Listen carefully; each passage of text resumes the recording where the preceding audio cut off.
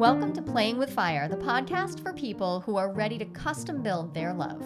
We're talking about non-monogamy, however you design it, as an individuation opportunity. Want to leave the default and make your life spectacularly you? You're in the right place.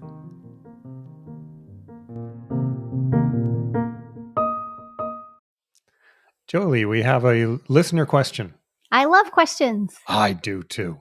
This one is about how do you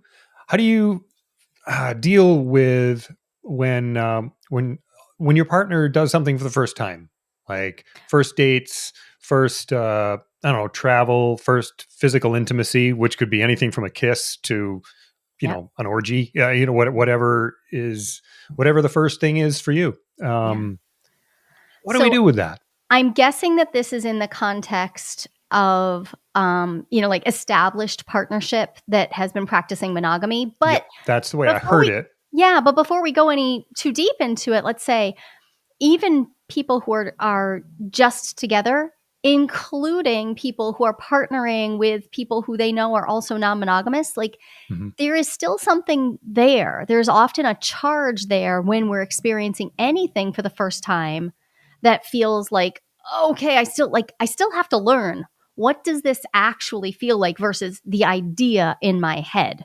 Yeah. So right. I just, for everyone, in case you're thinking, well, I'm glad I don't have to deal with that. Firsts come up anytime you change stuff, we can have a whole new ration of firsts. But of course, what immediately comes to mind is, what do firsts mean to you? I'm all about the meaning we make out of things. So totally. Yep. Depending on what firsts mean to you, This could be a big deal. This could be a small deal. And often I see in established partnerships, often one person thinks of firsts as a really big deal and the other person's like, I don't really care so much about firsts. Yep. They have other stuff that they care about. So that discrepancy can lead to some challenges all on its own. So what's the story for you? What does it mean that your partner is having their first solo date? Let's say you've opened up an established partnership and they're going on a date. You don't know exactly what's going to go down. You have some agreements, but you know that within the boundaries of that agreement is lots of room for emotionally and physical intimacy. Yep. And so just the fact of the date being scheduled can feel like, oh, it's bringing this stuff. Yeah. The meaning that you make out of this first, out of the specific thing, but also out of the whoosh. In fact, I kind of have it viscerally right now, just in empathy. I feel myself getting some shivers. The whoosh that happens with, oh, we're in it now. Yeah. This is happening now. So I see people a lot of times they've undertaken a bunch of the thinking and the planning, the considering, the tossing the ideas around. Mm-hmm. And then there's the, okay, and now action. Now action. And sometimes we don't prepare for this because we struggle to imagine it. And then when it's finally in front of us, some people are just like, well, you know what? I'll cross that bridge when I get to it. Both of those are, reasonable. And sometimes we prepare for it, but then stuff gets in the way. Maybe your partner doesn't actually have, maybe they get on some apps, but nothing really happens. Maybe they're trying to meet people organically, but nothing's really going down. Maybe they make some plans and they keep falling through. And so there can be some added meaning to the fact that maybe they're experiencing this asymmetry of, oh, you get to do that and I'm having trouble getting to it. And that can add. Yeah. Or just like, oh, well, I thought this was going to happen and now it's been 6 months and I've kind of gotten comfortable in this. Yeah, I mean, technically we opened, but nothing's really happening sort of space. And so all of that is flowing for me under the surface. Yeah. What's going on in there? And there's an added piece for me. You said, what meaning do you make of it? And we just had an interview with Annie Undone, and she said something that has stuck with me. What does this mean that I don't know about? Yes. It's not just my story of what it means, but my imagination of what it might mean. And that is so much scarier than anything that I might assign to it. is Yeah. the unknown that Right. of what it might mean. Like, oh, they did it once. What's going to happen now? What does it Right. mean? Well, and we don't know. The truth is, when it comes to firsts, the real pain point, as I see it, is it's the unknown. Yeah. It's the I can't Mhm. actually know how I'm going to feel about this and what's going to happen until I feel it. And so the first thing I want you to grab for tools is nervous system regulation. Absolutely. Mhm. I want to lean into, okay, so what can I equip myself with to physically allow myself to regain my center, to Yeah. come back into my window of capacity. And that's going to look different for everyone. We use some really practical tools from neurosomatic intelligence. I really appreciate those tools. I like them because they're small, they're easy to learn. If you're interested in that, you can go to rewiretrial.com and learn from Elizabeth Kristoff, who trained us. Or we have a free 2-hour training on it as well on our YouTube channel. We can link those. But you're like tending to your nervous system when the firsts come up is something I see so many people, and I myself as well, resist, because there's often a part of us that also wants to suffer. Yeah.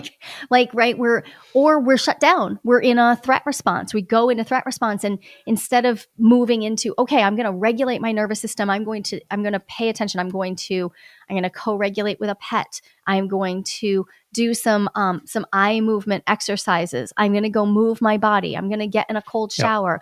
I'm going to go sit in the hot tub and play some really soothing music. There's so many things I could do.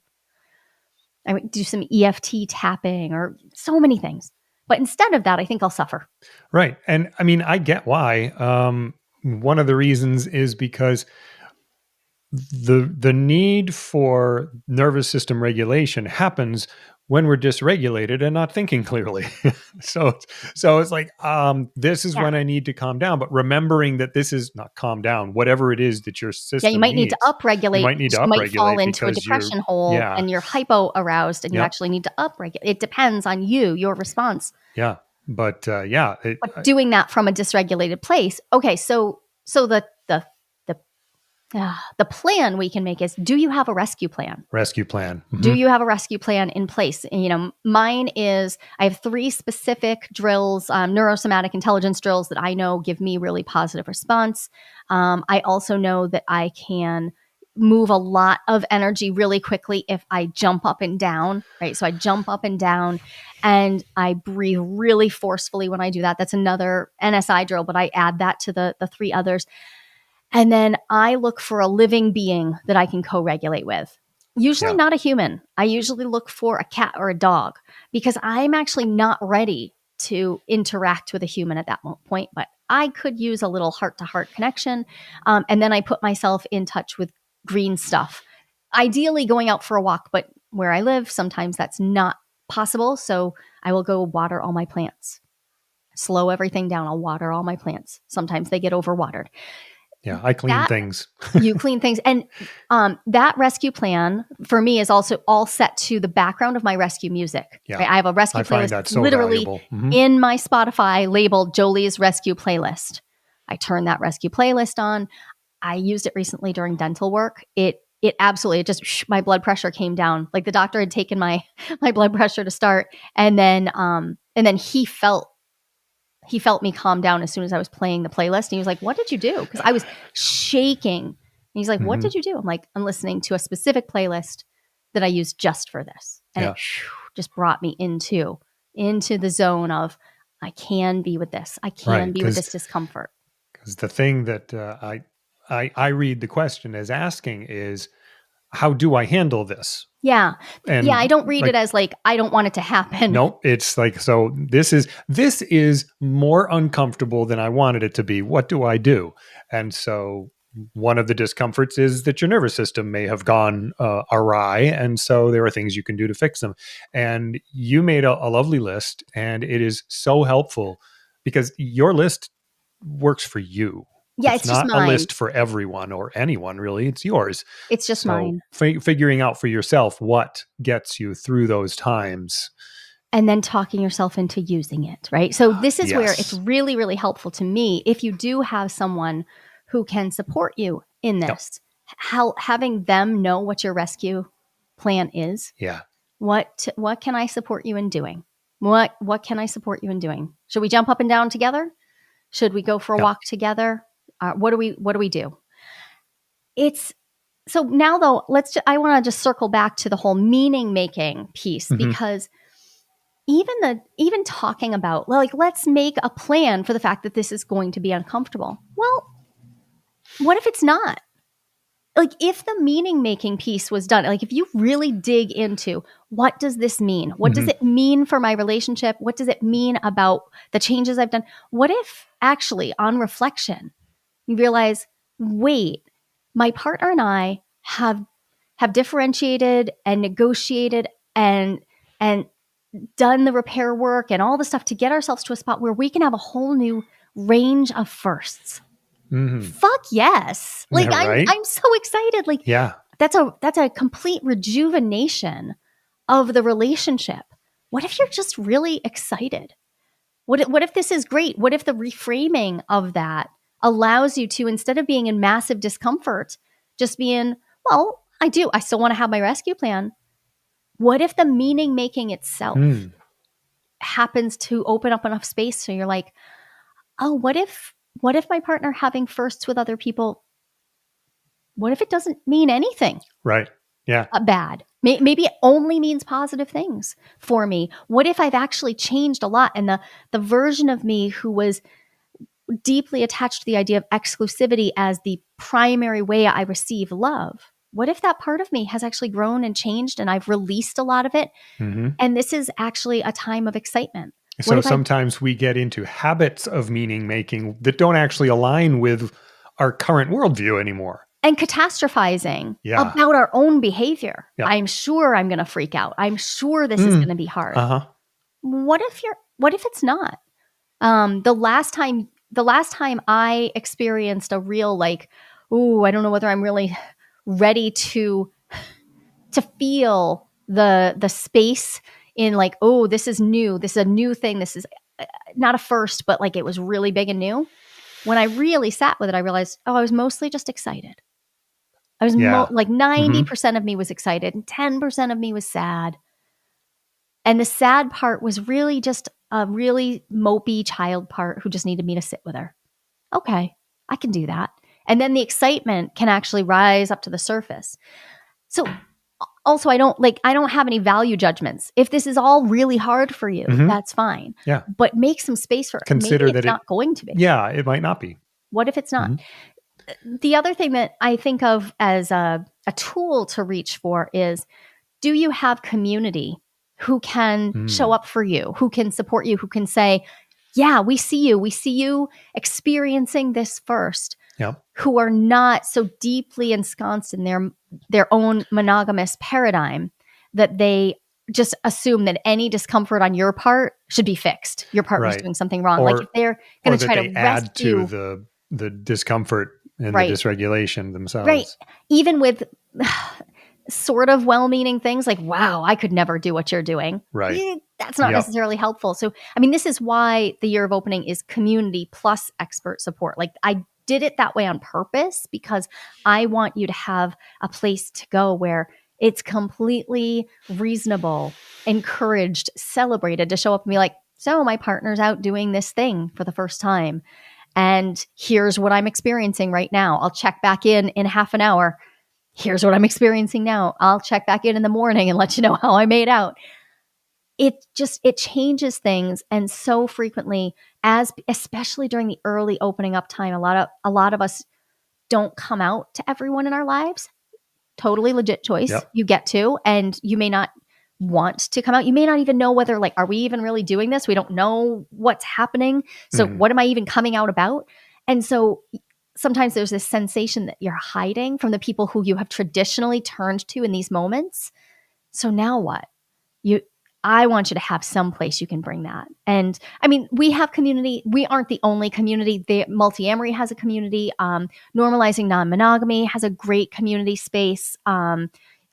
There's some wonderful ones. We'll make sure there's links in the show notes. There are some great community spaces out there.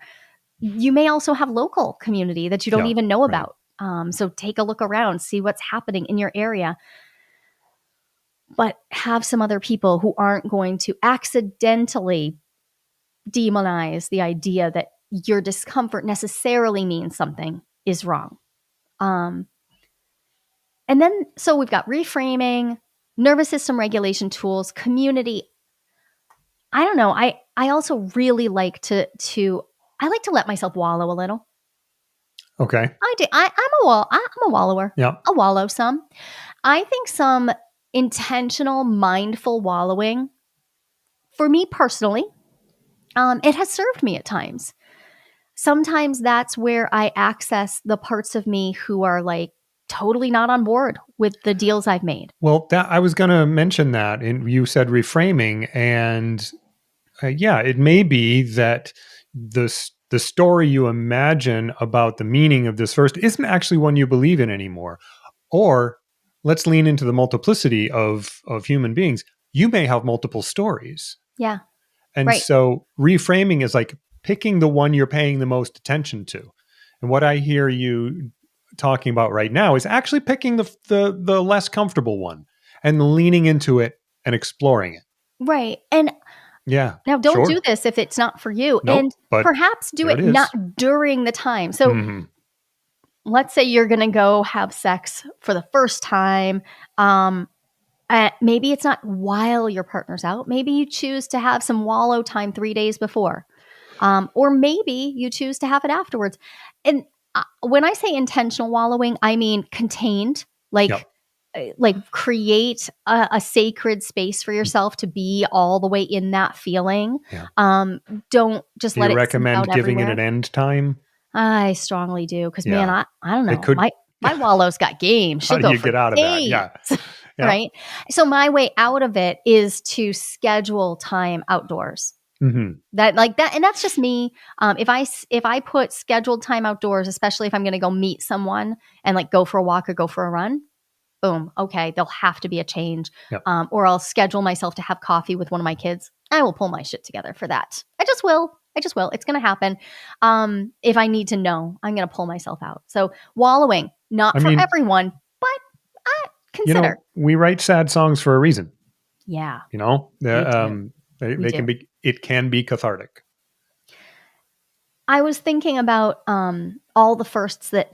So I had a lot of firsts that you didn't get to have. Yeah. Like we had a very different experience in this particular relational dyad. We had different experiences. Yep. So I came into your life and you were married to someone. So I was having all these firsts of like, okay, the first time I watch them walk up the stairs to go to their bedroom. Right. That's not my bedroom. That's not my space. Okay. But I had those really, really early. You got to see me go out on some dates, but it wasn't till we were living together. And then I actually felt like there was a new round of firsts when we decided to get married. And then there was a new round of firsts, like, oh, Jolie's dating again. Oh, yeah. Mm-hmm. So also that's just bringing to mind the fact that first is a bit of a mushy term. It's not like you can experience every experience we have is fresh and new from a certain perspective. And so just because you've experienced something over and over again doesn't mean this new way, this new context won't all of a sudden shine a specific light or like, oh, okay, I'm feeling it. I loved watching you go through the firsts with me from that like post we'd been engaged, we got married, we did our 1 year of monogamous, our kinky monogamous time. Yep. Yeah, kinky monogamous. When I was like, let's do a year of monogamy to find out whether you like it. And then I was dating again and you were so celebratory. You were so genuinely celebratory. And it's not like you hadn't done polyamory that way before. You had done a lot of don't ask, don't tell. You'd done a lot of like awkward group stuff that nobody really talks about. And you'd done that is an accurate characterization. You'd done a bunch of stuff. And then you'd done full on triad living with me. And so lots of versions, but not watching you like celebrate me. Like you leaned so hard into compersion that my experience was like, I kept waiting for you to be bothered or upset, but I could see you just like coming back to like, well, you're excited. I'm excited because you're excited. Okay, you just kept sort of allowing the energy that I was coming in with to fuel you. And it felt so reciprocal. No shade. If you're not experiencing compersion, I struggle to access embodied compersion, but don't write off the idea that it might be right there either. Right. Because your experience of it was so very clear, and Well, and it's helped me identify compersion in myself. Yeah. Because I watched you and I'm like, oh, he's not just experiencing it like it's attacking him from the inside. You were like fostering it. You were like, when the demons came up and had loud voices, you were like, yup, and I'm not going to buy that. I'm going to. Well, something that maybe this would help our listeners. One of the ways I got there was when you first started dating, you would come home and I would not engage with you about it. And I did it from, I think probably because it's what I was used to. Like nobody talked about it. So I was like, oh, well, I guess that's what we do. And that bothered you. So I had to open up my curiosity, which was 100% there, but I thought it was inappropriate. Like, oh, this is your dating. I'm not supposed to ask you about it. So, which led to a lot of conversations about what kind of transparency do we want? Right. What kind of privacy do we want to hold? Yeah. What's happening? Which also requires negotiating with the people we're dating with. Right. But also you're right, we hadn't actually negotiated about it. Nope, we hadn't until we were in it. And then those, we just had another episode where you said, choose your discomfort. Yeah. I could choose between this sort of what you perceived as a withdrawal by not engaging and asking questions, and like it's not about what you did or the specifics of the date. It was actually investigating who you are, and you were feeling opaque and discounted. You're feeling unknown. You're feeling unknown, and so I got to choose the discomfort of, do I leave you feeling unknown when I am curious, but I'll have to overcome this other discomfort of, I don't think I'm supposed to ask those questions. Right. And the discomfort of, if I don't ask, I don't have to face what might be uncomfortable for me. Right. So it was, do I choose the discomfort of asking over the discomfort of not asking? Yeah. So I got shoved. I let that shove me into compersion. Hey, how'd this go? Oh, good. And yeah. I frequently hear people say to me, so I intentionally don't want to know anything about my partner's experiences because I don't want to ruminate. I don't want to like feed my monkey mind. I don't want to have all that material. And yet, they're often also in the unknown. They do not know what's happening, and the fear isn't just, I'm afraid that I'll ruminate, but also I'm afraid what I'll find out. And so I hear the phrase, don't ask questions that you don't want the answer to. Something my children are very aware of. Never ask questions of your mom. If I am your mom, don't ask questions you don't want the answers to, because I'll answer them. But we can only, it comes back to my research persona. We can only get the answers to the questions we've asked. Yeah. Right. So it's also about how I ask the question. So if there's something you don't want to hear, if you're like, I'm not, so here's a way we could live this out. Let's say your partner's going to have sex for the first time and you're working with that and you're like, I don't know how this is going to land for me. You could say, well, I know that for now, I want to not hear any details about activities but I do want to hear these other details, right? We could titrate the dosage of how much you share, and explore. Because firsts also introduce the opportunity to explore what you're going to feel. And different relationships that your partners have are going to wake up different parts of you, and different fears, different excitements, different envies, right? Right. So we don't even know. And it's not just the first, we don't know exactly what's going to happen until we're in it anyways. But when it comes to how do I deal with the firsts, I think there has to be an element of surrender to, I don't know. I don't know, Mhm. but I trust you. I trust you to not just deal with them, but to thrive through what you'll learn about yourself, about Yeah. your partner, about the relationship that you want to create together. I trust you. I am confident that if you turn your attention and intention toward a level of openness to experience Mhm. and trust in yourself, to use your nervous system tools, to engage in your community, and to be with yourself and hold these big feelings, that in fact you'll navigate them just fine, and you're going to learn a lot. And I hope that you'll come back and share those learnings with your community, and Oh, you'll yeah. continue to engage.